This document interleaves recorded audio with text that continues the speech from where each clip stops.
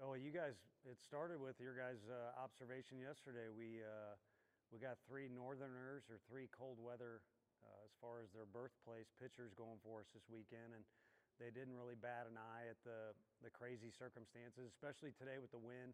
But what I like most about his outing was kind of what we've had in similar outings. When the adrenaline got a little under control and he was just out there pitching, it was pretty dang good. His best inning was his last inning. We probably went to the bullpen quicker than we thought we would just because there was a long delay in between the second and third inning, and we've got a lot of confidence in him. So I prefer to be winning games by more than one run, but he's a guy that we trust, pitching in games where it's a one-run differential one way or the other. What did you learn about this team this weekend? I think there's some guys that like to play, and hey, I'm a coach, so I like practice day and scrimmage days, but the bottom line is games aren't scrimmages, and you got to come out to hunt, and you got to come out to compete, and you got a guy like Breedlove there that finishes the game. He was better today than he was in any scrimmage since he's been here, and you'd like to coach, the world's greatest player, Kobe Bryant. They're the same guy every single day you're ever around them, but again, scrimmages aren't games, and regardless of temperatures or wind or any other set of circumstances you can come up with, you find out a lot about your guys on game day. And I think we got some guys that like to get in there and compete. And maybe there's even more, I don't want to know if it's depth. We'll find out by May if it's depth.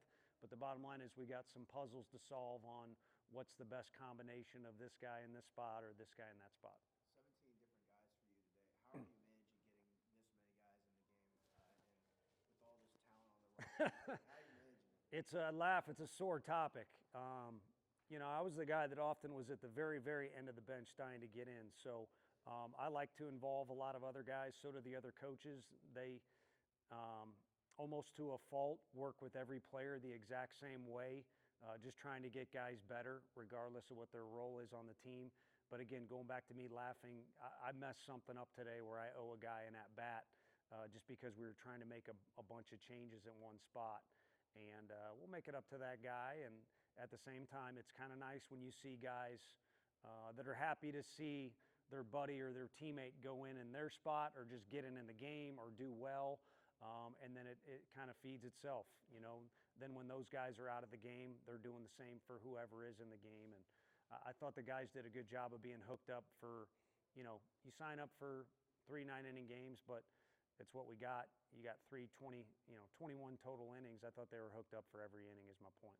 Jay played a little second, left field, came off the bench in all 3 games. What did you see from him that you liked? Yeah, I mean, those swings that he took yesterday and then today that are line drives down the left field line or towards left field that are true, they don't have any fade to them. You have to be a good hitter and have a good swing to do that. And I think he just is truly that, a good hitter. Obviously, he's quick, so that speed will play at any position you put him at. He's got a good release. You saw him turn the double play in the outfield. Not as strong of an arm as Jordan Beck, but he can get rid of it as quick as lightning out there. So pretty versatile player we got on our hands. And, he was a kid like many of these freshmen that could have signed in the draft. The one thing we committed to him was he was a high school shortstop, like a lot of guys. By the time he's done here, we want to prove, him and the coaching staff combined want to prove that he's capable of playing shortstop at the next level. But I think for us, the 2 spots he'll fill the most are, left field and second base, and probably move him to center at some point too. But he's just finding his way defensively and getting better every day, which is fun to see. Jay not starting, is that more about what he needs to show you or what other guys have already shown you? Jay Abernathy? Yeah. Me having a weird brain, sitting up in the office longer than I should and just kind of coming up with different stuff. I kind of like the idea of, we went with some older guys, if it was kind of close, try to get some mature guys out there. But I kind of like the idea you can pick a spot where he pinch runs in the middle of the game. You kind of give him a cheater start. Base stealers, Ricky Henderson, he's got to get on first base in order to steal second. So you can kind of give Jay a cheater start if somebody's already on base and you pinch run.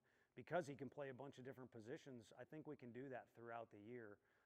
But he, you guys were at scrimmages. He could very easily walk up to that office and say, I deserve to start. And all I could do is shake my head and say, you're right. But it's nice. We got some other guys that could do that too. What do you like about Ryan Combs and potentially being your closer, if you want to label it that, this year? Yeah, I don't. We just haven't done it since we've really been here.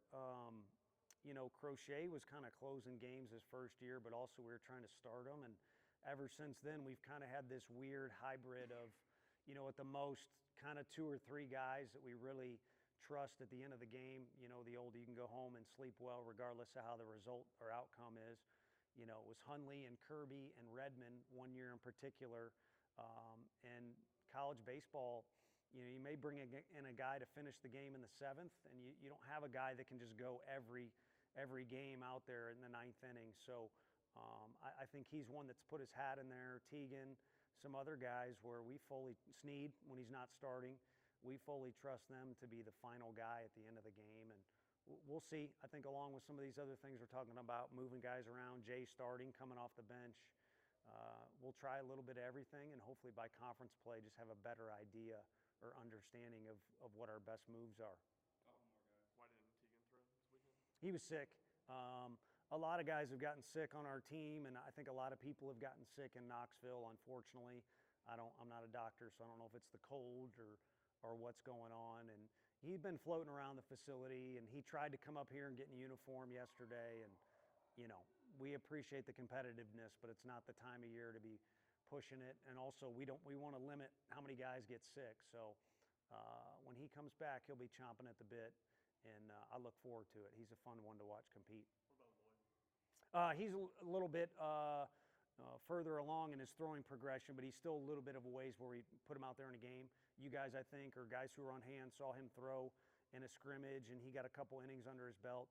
We want to have a couple more times where he faces our hitters before we put him out there. And again, when it's those guys like, no one's asked about AJ, but when it's those guys like AJ Russell or Crochet, when we went through it with him, they're always going to want to be out there before we put them out there, which is fine. You want guys that want to compete, but we're always going to play a conservative, especially as it relates to taking care of guys' bodies, whether it's Peebles, Fisher, Loy.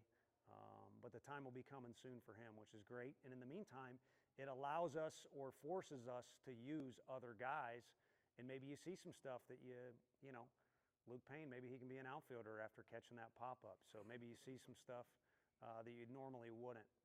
So is it tough to kind of get a group of guys who are as good and as competitive as you want them to be, but also don't cause issues if they're not Yeah. playing every inning? No, it's a huge issue, or a huge topic amongst the coaching staff's meetings.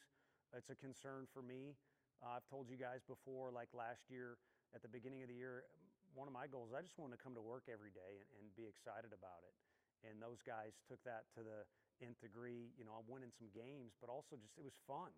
And it's difficult to do that in this day and age, to hand the baton off to somebody and have them pinch hit for you and be willing to, knuckle them up or whatever it might be. And then you can feel a vibe in the dugout when everyone's pulling for a guy. And if you don't have everybody doing that, it's negative. And, pregame in and out. I've been that guy where I'm starting and the other second baseman wants me dead, and you can feel it.